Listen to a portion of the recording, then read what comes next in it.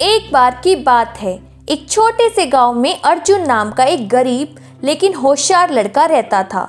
एक दिन अर्जुन जंगल में लकड़ियां इकट्ठा करते करते रास्ता भटक गया और जंगल के गहरे हिस्से में पहुंच गया। वहां उसने एक अजीब और सुंदर पेड़ देखा जिसकी पत्तियां सुनहरी थी और शाखाओं से चमचमाती रोशनी निकल रही थी।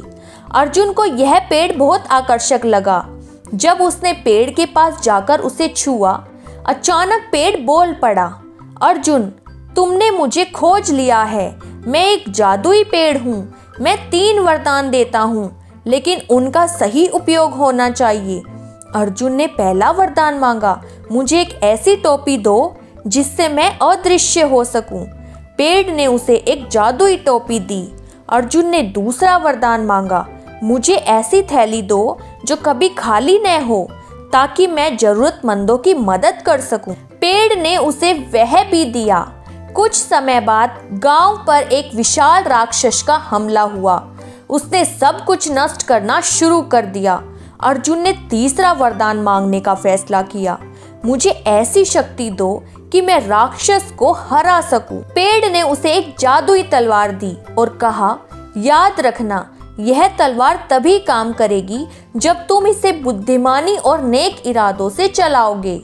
अर्जुन तलवार लेकर राक्षस का सामना करने चला गया, लेकिन जैसे ही उसने तलवार उठाई और उसे चलाने की कोशिश की, तलवार ने काम करना बंद कर दिया। अर्जुन चौंक गया। राक्षस ने हंसते हुए कहा, तुम समझते क्या हो?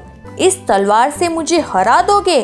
अर्जुन ने तुरंत सोचा, अगर ताकत से ये राक्षस नहीं हारा तो मुझे अपनी बुद्धि का इस्तेमाल करना होगा।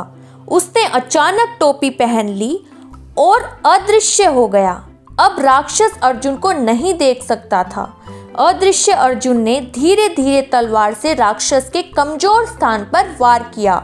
राक्षस घबरा गया और चिल्लाया, मुझे छोड़ दो, मैं कभी भी गांव वालों पर हमला नहीं करूंगा।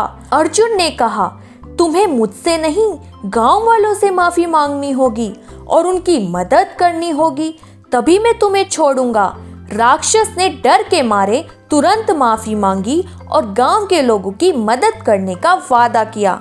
इसके बाद राक्षस गांव में रहकर गांव वालों के लिए काम करने लगा और अर्जुन ने अपने वरदानों का सही इस्तेमाल किया। जादुई पेड़ भी अर्जुन से खुश हुआ और कहा, तुमने अपनी बुद्धिमानी से साबित कर दिया है कि सच्ची शक्ति केवल जादू में नहीं बल्कि समझदारी में होती है।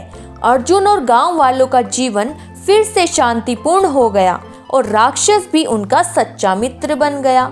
इससे हमें यह सीखने को मिलता है, ताकत से बड़ा हथियार है बुद्धि और सच्ची जीत तब होती है जब हम दुश्मनों को दोस्त बना लेते हैं।